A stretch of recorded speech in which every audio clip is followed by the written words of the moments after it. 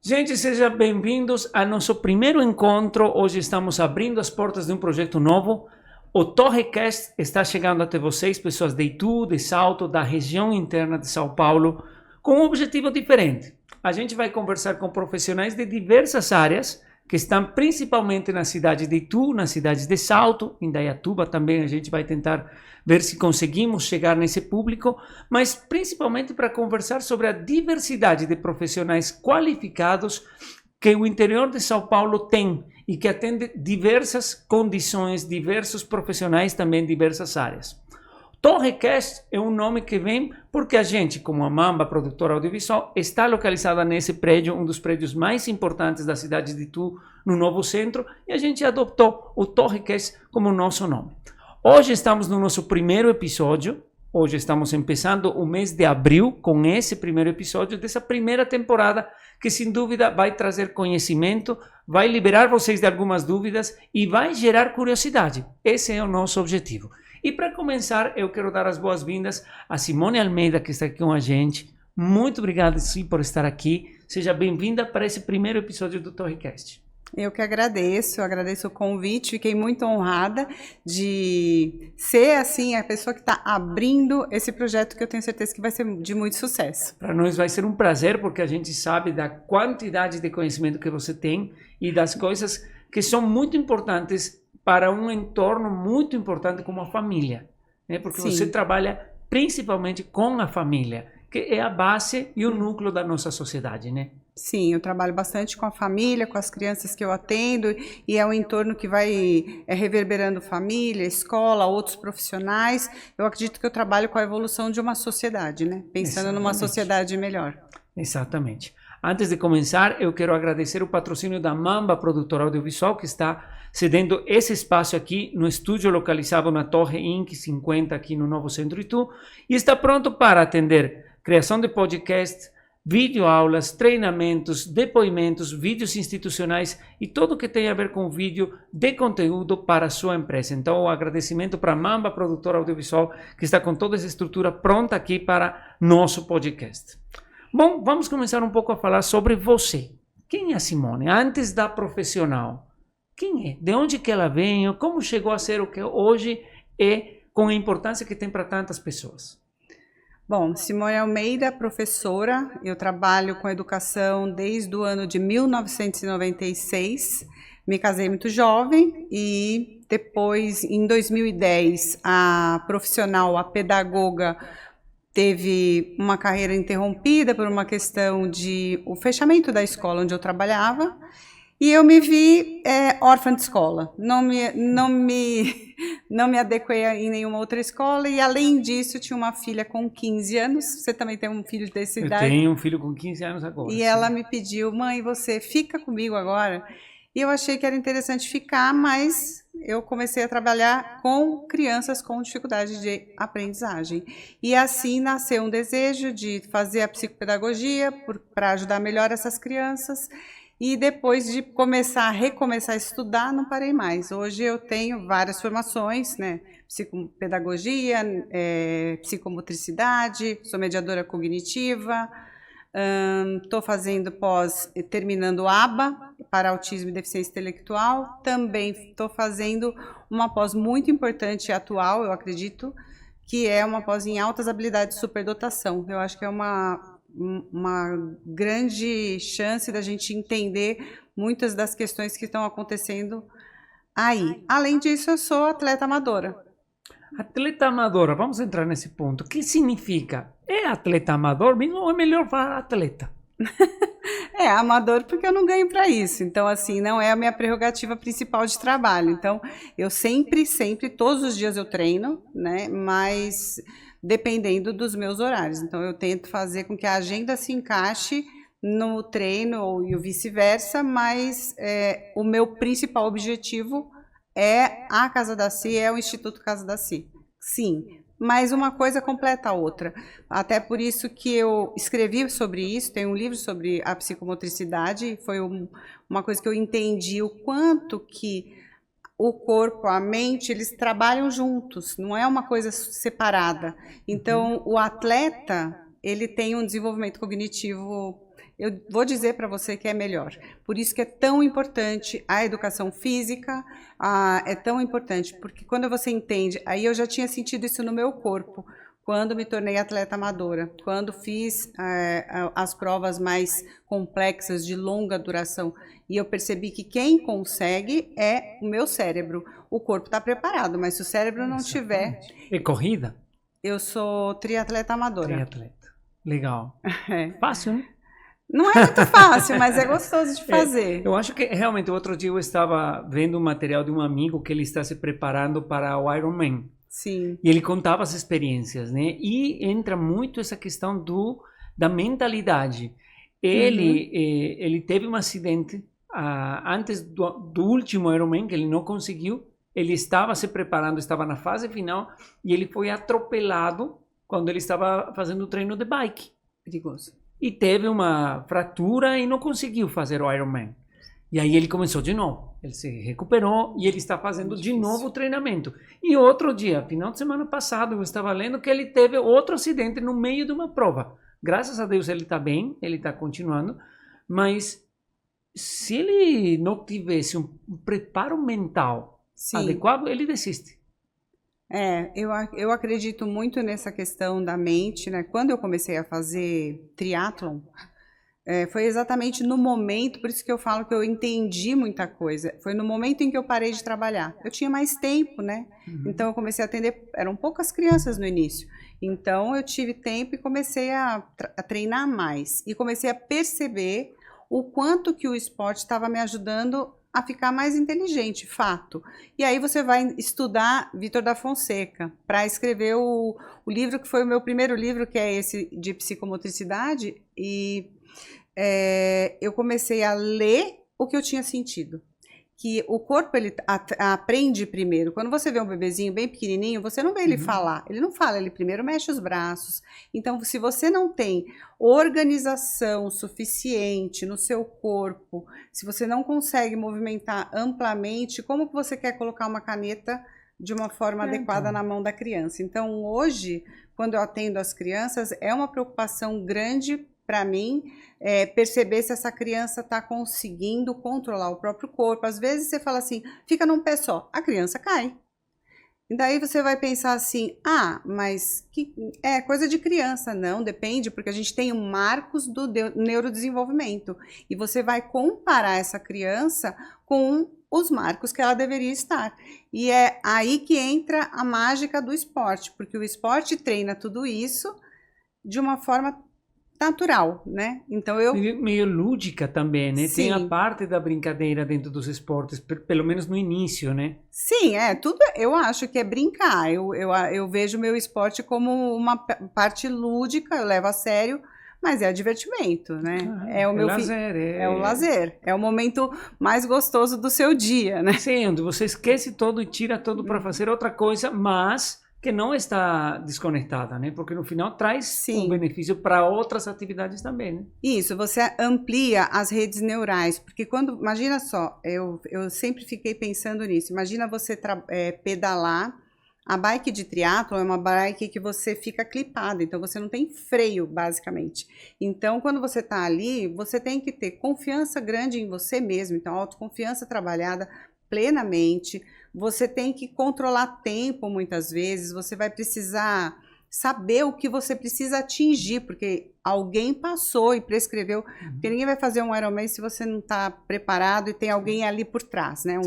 Um técnico, etc. Então ele vai prescrever, você precisa estar tanto, você precisa mentalizar, fazer força adequadamente para não cair também, né? E para não se machucar. Sim, claro, porque faz parte de tudo isso. O suporte é interessante, né? O suporte. Eu sou o atleta, eu vou me preparar, eu quero competir, mas eu preciso de um suporte. Sim. Chame-se treinador, estratega, família. Isso. Porque sem família não é, né? Também imagina, esse meu amigo, ele colocava nas redes sociais o primeiro agradecimento para a esposa dele. Sim, com certeza. Porque é uma coisa que a apoio. gente... leva mais a sério no caso das pessoas que entram em competições Sim. e que precisam desse apoio.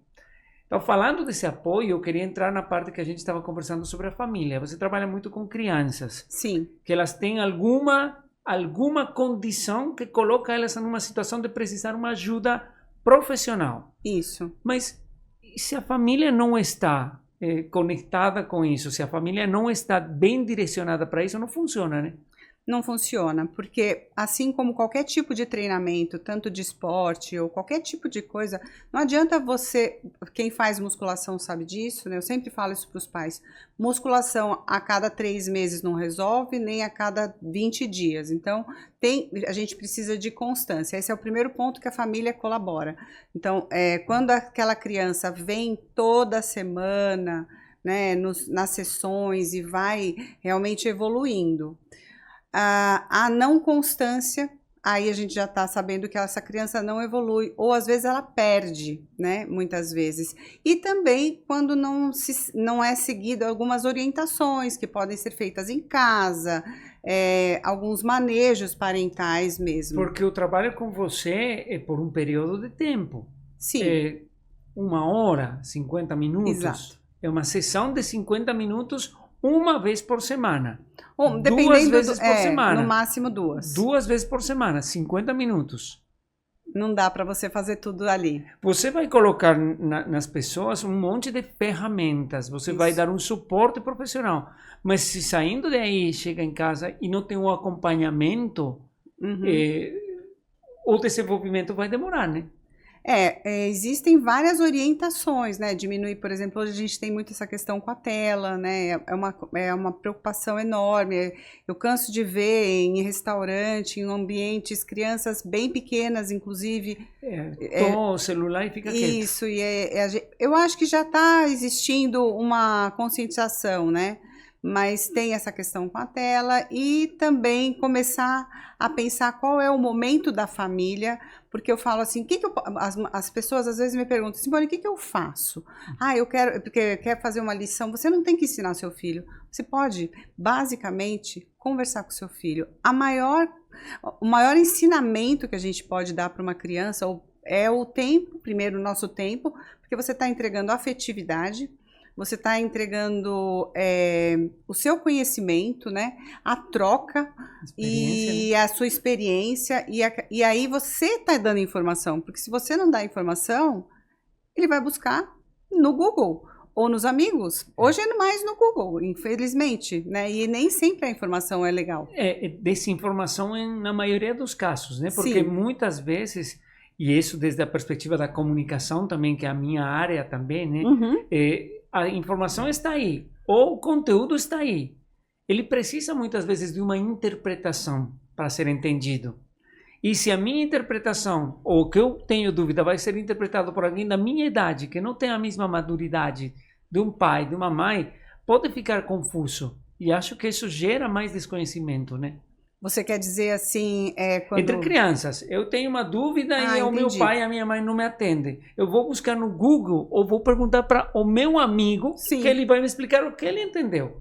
E mesmo aí fica uma desinformação, né? Isso é complexo, porque realmente eles vão buscar, e também você está conectado com seu filho a ponto de saber o que está acontecendo na vida dele, né? Então, dentro da minha anamnese, eu coloco algumas perguntas, né? Para quem não sabe, a anamnese é o momento em que você conhece a família e conhece a história da criança. Faz parte de todo o processo que a gente faz de avaliação. Qualquer profissional, terapeuta, vai ter a sua anamnese. E dentro da minha anamnese, eu pergunto coisas do tipo, que cor ele gosta? Qual comida é preferida? Qual lugar ele gosta de ir? Faz parte dessa anamnese, por quê? Que eu coloquei algumas perguntas assim, para eu entender qual é a reciprocidade que a família tem em relação ao filho, né? Porque quando a família chega para mim, a maior parte das vezes a gente vai ter queixas. A gente não é que seja eu estou me queixando do meu filho, mas é a queixa. O que está acontecendo? Pela situação. O que está acontecendo que você veio até mim e que eu posso te ajudar?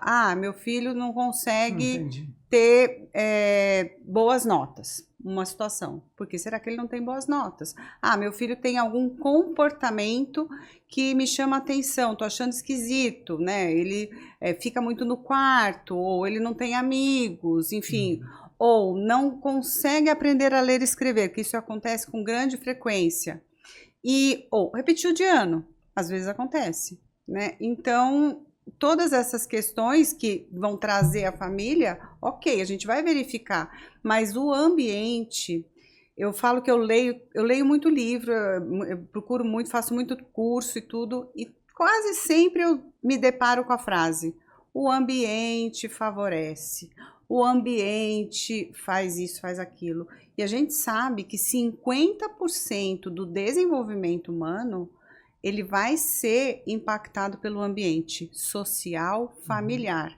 Então, a gente precisa se preocupar com esse ambiente. O que está acontecendo dentro de casa? Como é que eu estou interagindo, né? Como é que é o meu ambiente? Será que está legal? Tem muita briga? Se tem muita briga, por que tem briga? Vamos resolver isso e começar a normalizar terapias, né? Porque eu acho que as pessoas, na minha visão, não normalizam, e terapia é uma coisa muito importante porque você se autoconhece como pai, como mãe, como criança. A criança, quando começa em terapia, ela começa a se autoconhecer, perceber as dificuldades e as potencialidades dela, né? E eu gosto de ser bem honesta com as crianças, do ponto de vista de dizer: você veio por quê? Você sabe por que você veio? Porque a minha mãe me trouxe. Exatamente, muitas crianças não sabem. Não sabem, não é que a família, ai, nossa, assim, meu papel não é julgar a família. Sim. O meu papel é acolher a família, na verdade, mas às vezes a família nem sabe como dizer para a criança: ah, eu não sei, minha mãe me trouxe. Mas aí eu conto o que eu faço para a criança, quem eu sou, como eu trabalho na linguagem que aquela criança daquela idade possa entender.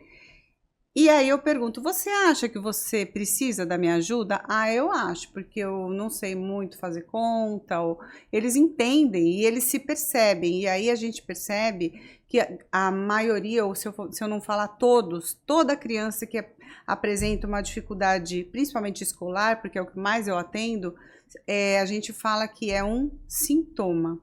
E isso está na literatura, e eu gosto de frisar que é um sintoma, e quando a gente fala em sintoma, a gente está falando em saúde.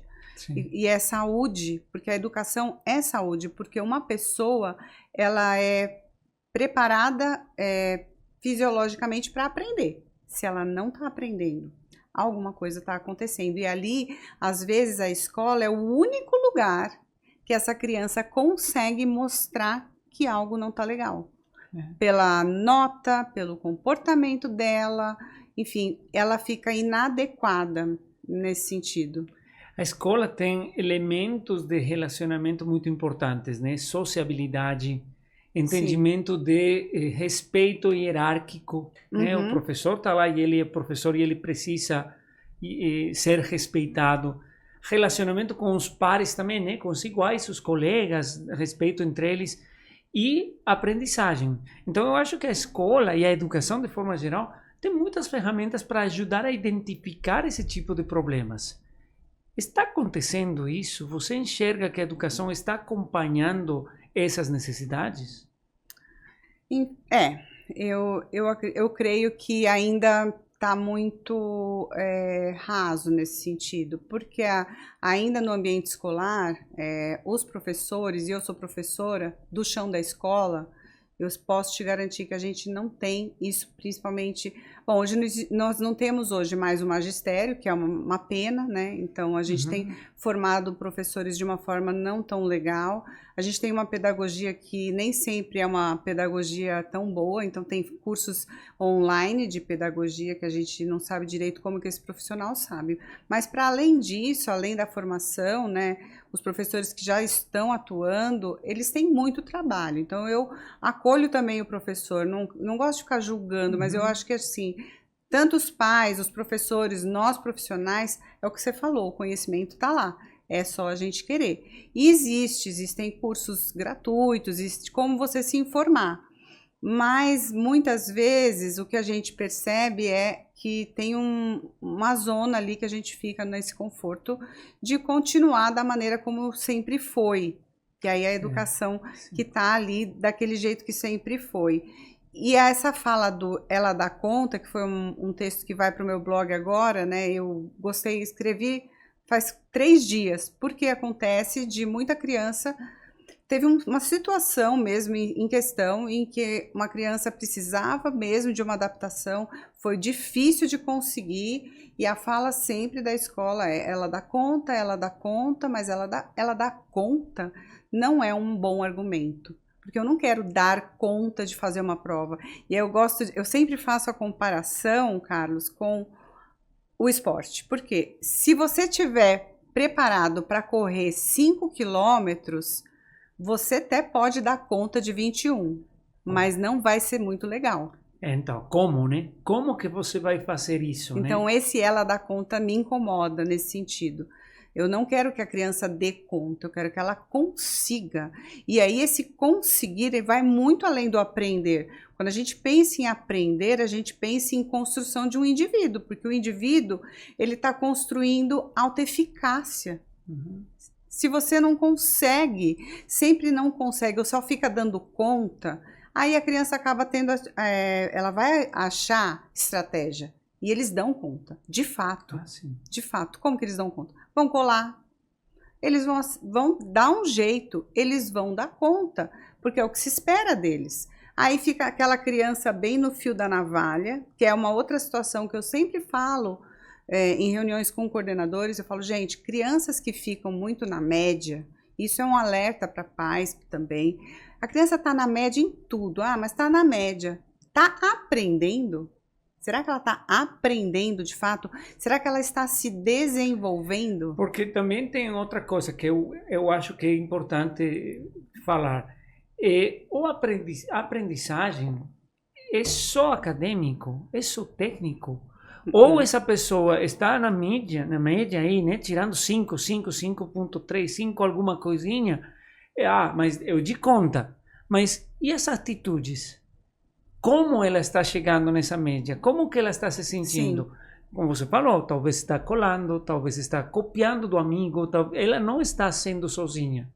Então, e essas características também vão impactar na formação de uma personalidade. Isso. E é totalmente errado, né? Aí tem que ter outro tipo de cuidados, né?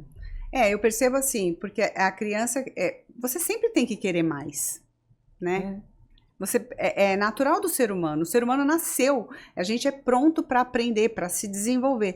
Aquilo de ficar mais ou menos, o mais ou menos é entender que a vida pode ser um conforto. Então, vou ficar por aqui. Só que isso pode uma hora e acontece. Quando essa criança é muito na média, aí ela cai, aí ela repete de ano.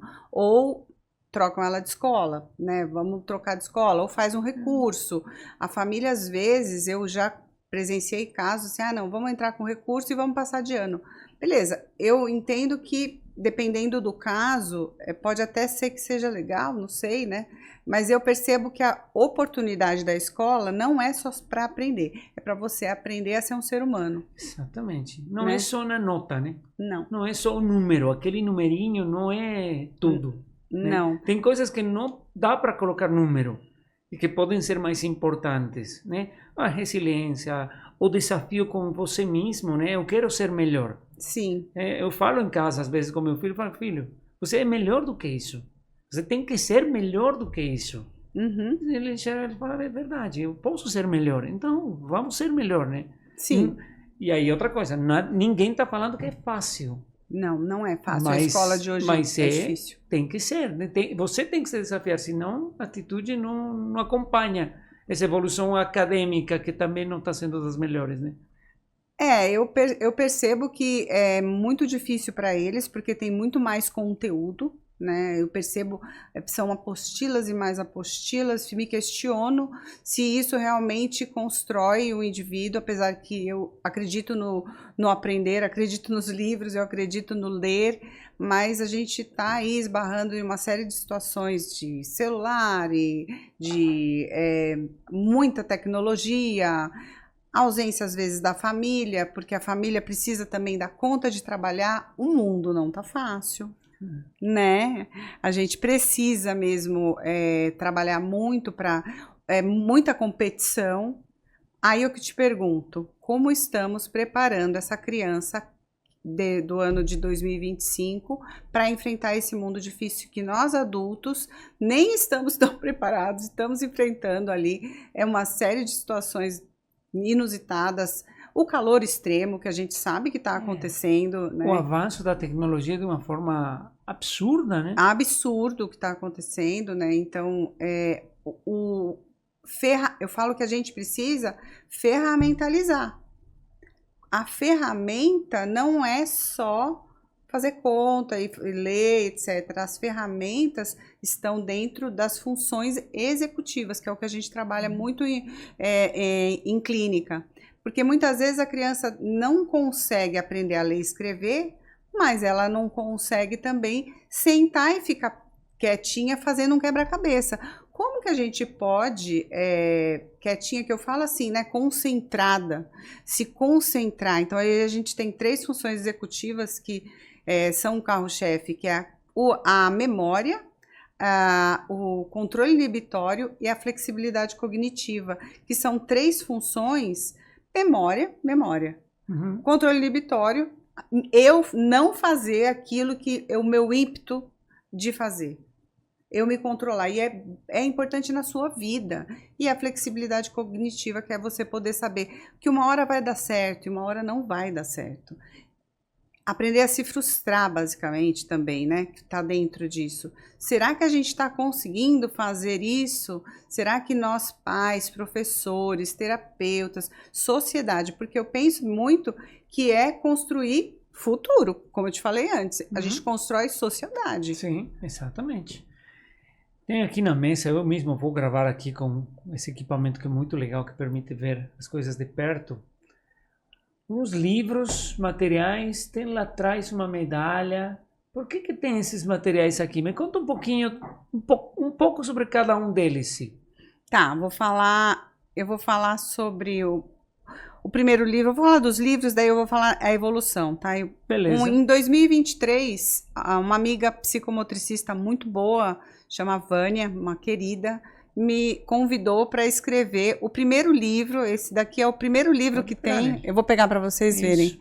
Esse aqui é o primeiro livro que existe, que fala da psicomotricidade desde a gestação até a maioridade. Então, vai ter psicomotricidade na fono, vai ter psicomotricidade de várias formas possíveis. E eu fui convidada para escrever um capítulo que falasse sobre a psicomotricidade e a psicopedagogia, que está dentro da psicopedagogia. Eu já trabalhava com isso, usava já alguns materiais mais simples e me apaixonei por conta do esporte, que a medalha acontece por causa disso. Essa é uma medalha que eu faço, que eu entrego para as crianças.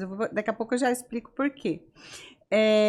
E porque eu sou muito do esporte, e aí eu comecei a perceber que a psicomotricidade era totalmente o triatlon que eu faço, as provas que eu executo, porque explicou muita coisa para mim. E eu fiquei tão apaixonada que fiz uma pós em psicomotricidade, e hoje eu tenho uma sala de psicomotricidade lá na clínica. Então esse foi o primeiro que eu falava assim, gente, eu vou escrever um livro. Sinceramente, eu achei que fosse um desafio. Então eu sou coautora, ainda não tenho meu livro autoral, mas em breve eu acredito que isso está para acontecer. Depois escrevi 2, que eles são filhos, são assim irmãos, digamos, né? É o Parentalidade Educando com Equilíbrio 1 e o 2. Eu participei dos 2 porque no meio disso tudo eu fiz uma formação por entender que a parentalidade é muito importante. Eu me formei educadora parental pela Parent Coaching e eu percebo muitas coisas. E aí, fazendo o curso, eu criei uma metodologia que chama-se Empoderamento Parental. O empoderamento parental é basicamente a possibilidade da gente poder conhecer sobre o desenvolvimento humano fazer uma autorreflexão da minha infância, perceber as possibilidades que a educação positiva, a educação consciente me traz e criar ali uma consciência parental. Porque eu penso o seguinte, a primeira coisa que eu penso, eu como mãe, eu tenho 2 filhas, né? Então, eu estudei e estudo muito para ser psicopedagoga e nunca me considero pronta. E é porque cargas d'água, me desculpa falar dessa forma, que nós achamos que estamos prontos para ser pai e mãe e não nos deparamos com nenhum tipo de estudo. A gente vai só no erro, acerto e naquilo que a gente recebeu. É muito instinto, né? Muita coisa, exatamente. E o instintivo. Mas hoje a gente tem ferramentas, conhecimento, a gente tem ciência.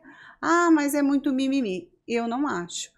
Porque são recursos, vai depender muito como você usa eles, né? Sim, eu gosto desse depoimento que é das minhas filhas, porque a gente percebe, eu percebo no meu relacionamento, e elas me falam, eu melhorei como mãe, porque eu comecei a conseguir interpretar as ações minhas e o reflexo disso na vida das minhas filhas e no meu relacionamento.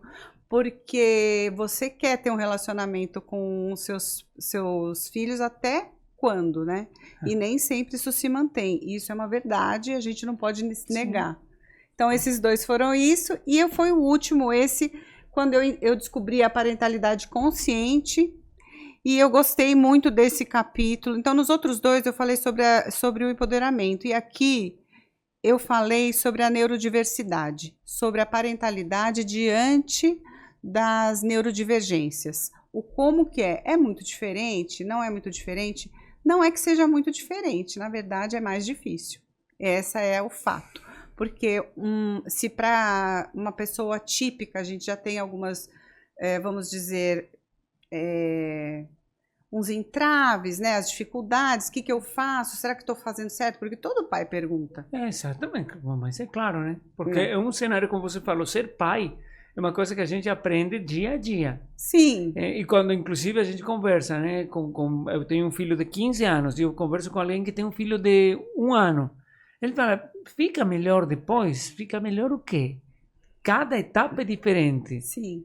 Você tem que aproveitar cada uma e você vai ter desafios em cada uma. Sim. Então, aí, esse tipo de ferramentas, porque são ferramentas, sim, devem ser utilizadas, né? Eu acredito. Porque a dúvida vai ficar aí em você, porque você nunca fez isso antes. Eu nunca tive um filho de 15 anos. Eu já tive 15 anos, mas eu nunca tive um filho de 15 anos. Hoje eu tenho. E como que eu atuo perante isso, né? Então, são desafios que estão aí que a gente precisa desse material, né? Eu acredito muito que, assim, refletir sobre as coisas, parar para pensar, que isso é uma coisa que eu aprendi com o Forsten na mediação cognitiva.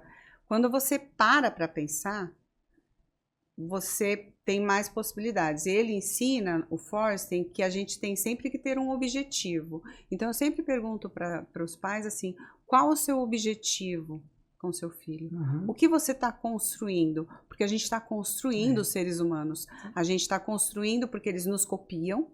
Primeira coisa que a gente é modelo. Primeira coisa, todos os adultos que estão em volta de uma criança, de um adolescente, são um modelo, bom ou ruim. Você está sendo um bom modelo? Será que está suficiente? Ah, mas eu já disse para ele estudar.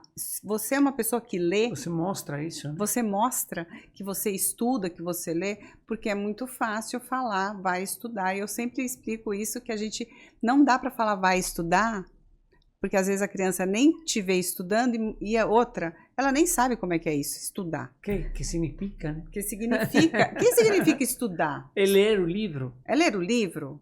Mas e se for matemática? Ler o livro é suficiente? Entendi.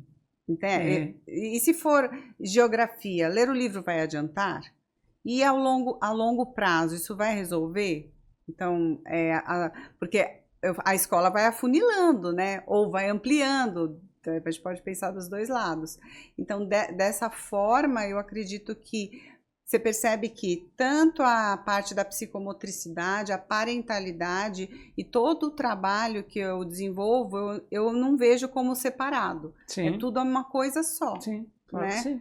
a forma de incentivar essa criança, a motivação. Que motivação que uma criança vai ter para ir na escola se para qualquer situação essa criança pode faltar? Ah, não, mas a gente vai viajar. Ah, não, mas não sei o que, não sei o que lá. Se você não dá importância para o estudo, seu filho não vai dar importância para o estudo. Isso é um fato também que a gente percebe, tá? Exatamente. Tem mais dois materiais aqui na mesa que são das metodologias e da forma de trabalho que você tem com as crianças. Sim. Me conta um pouquinho sobre eles, me mostra um pouquinho o que são, como que eles fazem. Tá, eu vou contar que eu criei um método que chama MAFD, eu chamei de MAFD porque chama Método Analítico Funcional Dinâmico. E dentro do MAFD eu construí vários protocolos, desde o início do meu trabalho. Hoje eu tenho algumas mentorias e eu explico e eu oriento as minhas mentorandas a utilizar esse MAFD, que é o meu protocolo todo. Uhum. E dentro disso eu criei o Desafio das Estrelas. E o Desafio das Estrelas é basicamente trabalhar motivação com a criança. Então aqui eu coloquei todos os meses do ano, porque eu percebo que nem toda criança consegue ter essa questão temporal, então a gente vai ter até o final do ano. Não vou trabalhar exatamente os dias, mas digamos que a criança começou em fevereiro ou março, ela vai receber um carimbo a cada sessão que ela vier, quando ela começar a intervenção comigo. Quando completam 10 sessões, a gente tem lá uma gaveta com alguns brindes, e isso motiva a criança a estar sempre comparecendo, né? É importante a gente ter esse tipo de atitude. É interessante para a criança, motiva e, enfim, eu acredito que faz parte de todo esse universo que eu tento criar bem lúdico e mágico, né? Eu acho que a mágica, ontem mesmo eu estava escrevendo sobre isso, que quando você está com a criança em intervenção, você tem alguns caminhos, né? Você pode ir pela mágica, você pode ir pelo desafio, você pode, e aí buscar, cada criança vai ter um jeitinho para motivar, porque fazer intervenção nem sempre é agradável, não é só sobre fazer o que eu gosto, eu vou fazer coisas que são desafiantes, que pegam no meu calcanhar ali onde dói, e principalmente em relação às avaliações, que é um momento realmente que você coloca a criança numa posição de ser vista e sem nenhum subsídio, porque avaliar é isso. Você não subsidia a criança, ela precisa desempenhar por si só, para você ver e poder tirar uma foto daquilo que ela está conseguindo naquele momento sem nenhuma ajuda. Aí é a grande diferença que tem para a escola. Legal. E a medalha? A medalha você falou que você trouxe a medalha porque você é atleta, a gente já sabe disso. Então é um vínculo com o esporte. Isso, então assim, quando uma criança linda, consegue né? completar todo esse protocolo, então ela está 1 ano comigo, aí a gente tem essa medalha, né? Ela está em produção ainda, na verdade essa aqui até está ainda um pouquinho riscadinha, mas esse é o novo processo que eu acabei de conseguir fazer uma medalha toda em alto relevo assim, que eu adorei. Então eu achei legal trazer, porque tem um vínculo comigo, e eles gostam porque eu tenho algumas medalhas no consultório, coloquei lá medalhas importantes, medalhas de provas importantes. E por que eu coloco? Eu coloco para a gente ver que é resiliência, é constância, e para entender que a gente precisa assim, manter, né? Esporte não é só brincadeira, não, né? Você pode usar isso como uma ferramenta de automotivação e se manter motivado na dificuldade, porque é isso, a Casa da Cia às vezes não é só tão tranquilo de fazer, né? E voltamos a uma coisa importante, exemplo também, né? Exemplo. Isso. Eu estou indo com a Ci e ela é atleta. Isso, é um então, exemplo. Você também vira, sendo uma pessoa que está tão perto, em uma situação delicada, você vira um referente. Sim. E esse é outro grande desafio para você, né? Sim, é um desafio manter o esporte diante de tantas coisas, né? Porque não é fácil todos os dias. Mas eu procuro manter, procuro fazer o possível. Se tem uma situação que a gente escuta muito hoje, principalmente a gente que é da nossa geração, que veio de um processo de aprendizado muito bagunçado, eu falo às vezes, porque a gente viu muita coisa passar rápido, né? Hoje a gente tem celular.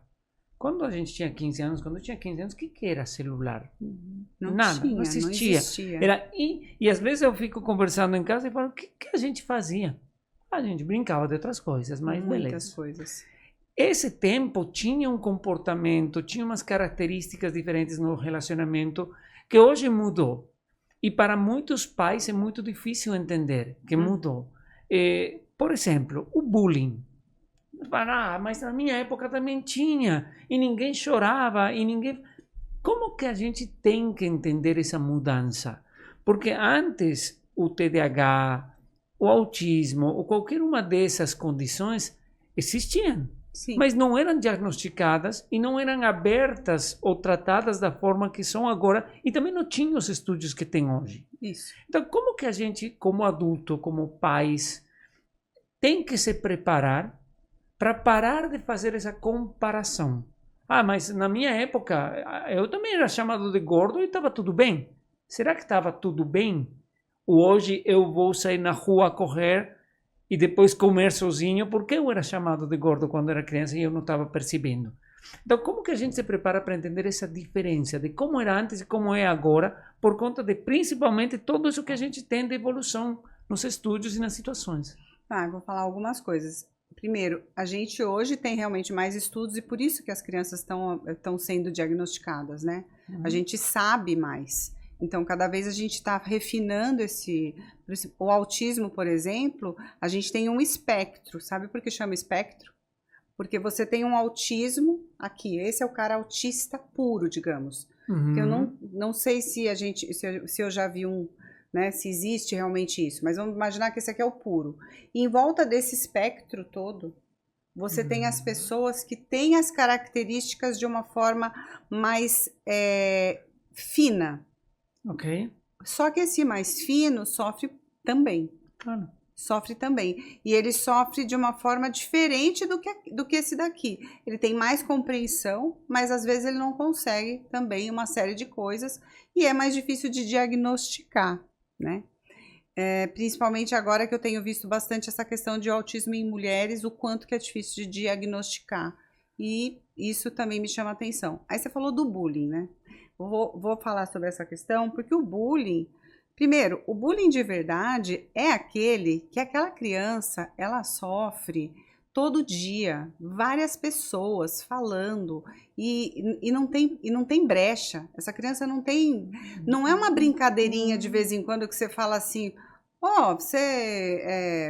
que isso, tá? Tropicou, tá? Já vai quando a gente brinca. Isso não é bullying, isso é uma brincadeira. Mas se toda hora, quando você chega perto dessa pessoa, você acha uma piada para contar dessa pessoa, se ela sempre é o alvo... Não tem paz. Ela não tem paz, ela não consegue. E geralmente a pessoa que sofre bullying, ela é uma pessoa já insegura, ela já é alguém que está ali com alguma dificuldade e ela começa a se retrair. E hoje a gente tem o cyberbullying. O bullying que tinha na nossa época foi na escola, acabou da escola, você voltava para casa. Agora não. Você viu fulano, ela caiu, você viu, ela se estabacou no chão. E aí vai para o grupo do WhatsApp e às vezes tem pessoas que ainda criam perfis falsos de adolescentes para atacar aquela pessoa. Então, assim, a verdade absoluta é que eu penso o seguinte... Eu não deveria fazer nada com outro que eu não gostasse que fizesse comigo. Isso a gente precisa ensinar em casa. Sim. Né? E outra, se tem uma pessoa que não tá rindo, a piada não é engraçada. Eu escutei isso ontem, precisamente, né, numa palestra. Ela falava assim, o bullying é aquela brincadeira onde um deles não está brincando. Ou não está sendo divertido para ele. Isso. E que tem já algumas vezes, quando já é muito mais forte, né? Tem questão mais de machucar, de xingar, de ferir a pessoa. De várias maneiras. De esconder material, de jogar material fora. Enfim, tem uma série de situações que podem levar e as crianças entram em grande sofrimento. entra depressão e entra aquele... E também é complicado quando a gente fala da nossa geração, porque o que acontece com aquele filho que sofre bullying, chega em casa, ele quer o cuidado ou a atenção do pai, e o pai fala, mas na minha época era pior, você está chorando de nada. Ou falar coisas assim, não liga, fica longe dele, sim, né? Sim, então aí que vai a minha dúvida, o que o pai tem que fazer, o que a mãe tem que fazer para enfrentar essa situação de uma forma mais proativa e para dar realmente um apoio para o filho, né? Porque o pai, a mãe que dá essa resposta, para mim ele não entendeu a situação. Não. Então, como que ele tem que se preparar para isso? Qual a ação que ele deve tomar? Empoderamento parental. Saber um pouco sobre desenvolvimento humano faz sentido nesse caso. Mas, basicamente, o que eu acredito, sem pensar no empoderamento mesmo, é você conhecer seu filho, estar perto dele, saber quem ele é de fato, né? São aquelas perguntas que será a minha reciprocidade está tão boa? Porque se você tiver bastante conhecimento, você vai perceber o sofrimento do seu filho. Agora, se você entendeu que o seu filho está sofrendo bullying, é legal ir na escola, em alguns casos é legal até tirar da escola, porque isso não vai parar, muitas vezes. E existe uma necessidade mesmo da gente falar sobre isso, e conversar, e perceber, principalmente a questão do celular, porque tem muita coisa que acontece e a gente não tá vendo. Inclusive tem uma série nova na Netflix, chama Casa para Todos os Pais, você que tem filho, chama Adolescente. A gente está para assistir e... diz que é muito... Eu não comecei a assistir ainda também, quero assistir, acho que é importante para todos nós, para a gente poder verificar o que pode acontecer e que a gente não percebe, porque muitas vezes, né, o que a gente sempre escuta falar, e eu acho que é importante frisar, que você protege seu filho dentro de um condomínio, dentro de um apartamento, a gente está lá, mas a gente deixa solto dentro de um ambiente que é a internet, que é o mundo inteiro e não tem muros. E mais, né? É o mundo inteiro e mais, porque a gente não sabe de onde que vem, como vem. Sim. É complicado. Bem complicado. Tem muita coisa que... E aí a gente precisa, por isso a ferramenta, né? Ferramentalizar essas crianças para elas terem compreensão. Por isso aquilo que eu falei no início do diálogo. Conversar, falar. Mas você tá vendo, quero ver, me mostra. Você tá vendo TikTok? Me mostra. Participa. Se você não puder, como diz, né, não pode vencê-lo, junte-se a eles. Faz então um TikTok com seu filho, vive com ele, depois leva ele para jogar um jogo. Traz o tabuleiro de volta para a mesa da sua casa, coloca um quebra-cabeça, porque você vai potencializar momentos de ludicidade, cumplicidade, diversão. E, sim, eu acredito muito que esses momentos fortalecem e enriquecem relacionamentos, né? Legal, legal. Sim, a gente poderia conversar muito tempo, né? Muito tempo. Uma coisa que eu queria que você me conte, que você mandou dentro das informações, e você falou um pouco disso.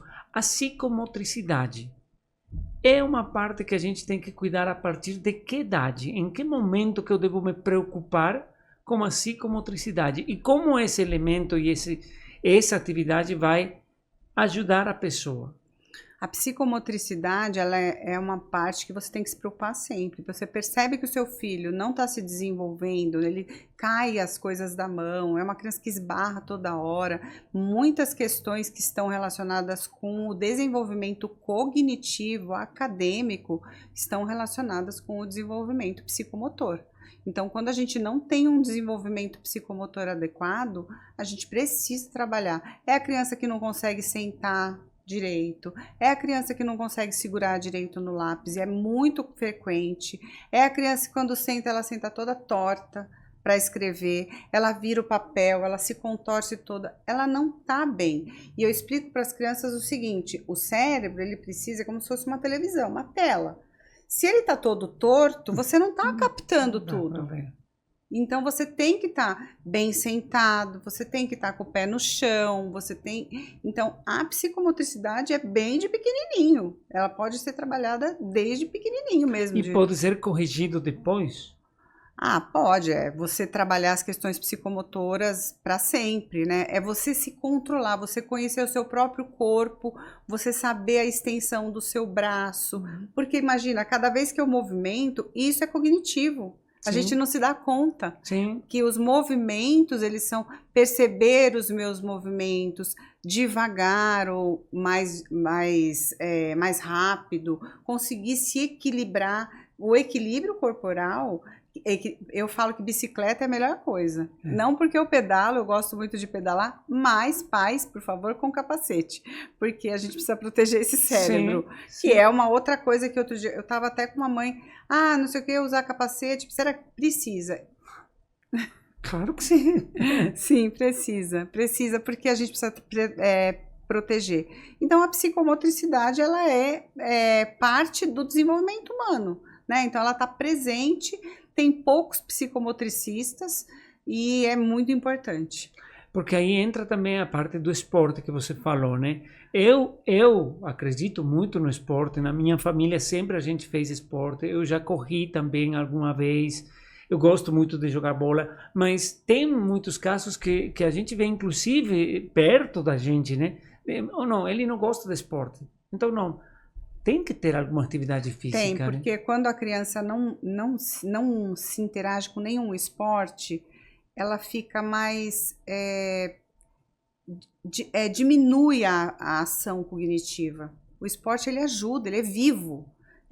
E até faz você se cansar e dormir melhor. Né? Eu falo que eu não preciso tomar nada para dormir, porque eu já fiz meu esporte, eu cansei, e aí mais as atividades do dia. Então, é necessário ter uma atividade.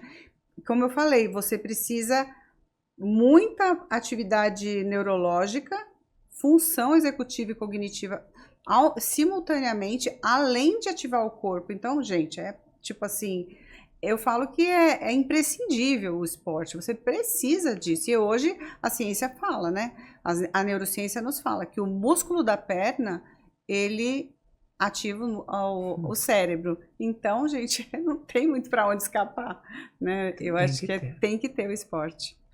Dentro do nosso Torrecast, eu vou trazer curiosidades que têm a ver com o tópico que a gente conversou, com algum deles. Hoje tivemos muita coisa, né? E hoje eu trouxe uma curiosidade que tem uma casualidade também. Sim. De um tempo para agora, o pessoal está começando a utilizar muito mais aquela fita do autismo, né? Em particular do autismo. Tem de outras variantes que a gente estava conversando, mas essa fita do autismo eu trouxe como curiosidade o que ela significa, porque eu vejo e eu sei que é do autismo, mas por que ela tem aquele formato de quebra-cabeça, por que ela tem aquele formato colorido? E isso aqui eu achei bem interessante, falar da diversidade de pessoas que atravessam por essa condição. Sim. E o brilho é aquela esperança de que por meio da conscientização as pessoas consigam entregar a essas pessoas que passam pelo autismo uma qualidade de vida melhor, uma condição de vida tranquila, a melhor condição possível, né? Então eu achei muito legal essa curiosidade porque traz uma realidade que a gente normalmente não sabe, né? Identificar a pessoa, e às vezes o que a gente estava conversando antes de iniciar aqui, né? A negação, né? Eu não quero, não, isso aí não é comigo, não vai acontecer. Sim. Pode acontecer e está tudo bem, porque hoje tem uma forma de enfrentar isso de uma maneira adequada, né? Então, esses símbolos, como a fita, são importantes ser conhecidos e utilizados, né? Sim, as pessoas têm utilizado com mais frequência. Eu acho muito importante o reconhecimento, o autoconhecimento em qualquer idade. É importante, eu vejo muitos adultos, eu atendo bastante adultos, inclusive, para fazer a avaliação.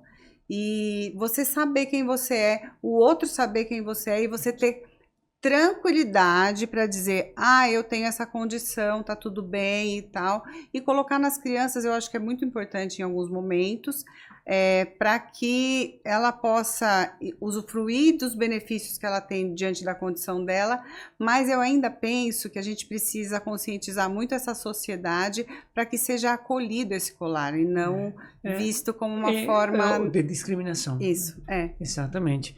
E a casualidade que eu achei é que esse episódio vai pro ar dia 1º de abril. Ah, sim. Dia 2 de abril é o Dia Mundial da Conscientização do Espectro Autista. Sim. Então é uma casualidade muito legal, eu fiquei feliz inclusive de ver, porque não foi planejado dessa forma, mas é importante a conscientização, né? Eu quero te agradecer muito, Ci, por estar aqui. por trazer tanto conteúdo e espero que as pessoas realmente entendam dessa necessidade de pegar um livro, de buscar informação nas redes sociais, na internet, para poder evoluir, porque o mundo precisa ser cada vez melhor e está ficando melhor. Eu acredito que as pessoas antes sofriam muito mais porque não tinham esse conhecimento que hoje têm. Sim, e se o conhecimento está aí é para ser utilizado.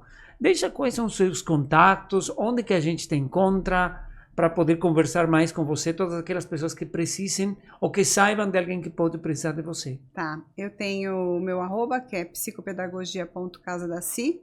Eu tenho o meu site, que é www.casadaci.com.br. O meu celular é 11 97194 9050. É direto comigo e eu estou aberta para receber todo mundo e auxiliar no processo de criança, de adulto, de jovem. Eu tenho essa capacidade de abrir para todas essas, porque a psicopedagogia me dá essa oportunidade de auxiliar toda essa gama de pessoas. Muito obrigado mais uma vez, Cy, por estar aqui. Obrigado, pessoal, por ter nos acompanhado, por ter ficado com a gente até o final. Espero que vocês gostem e que vocês principalmente aproveitem que o conteúdo que a gente está trazendo aqui é de profissionais muito qualificados que sem dúvida vão trazer, como eu falei no início, tirar dúvidas e gerar curiosidade. Nosso encontro será no próximo TorreCast. Até a próxima. Tchau, tchau.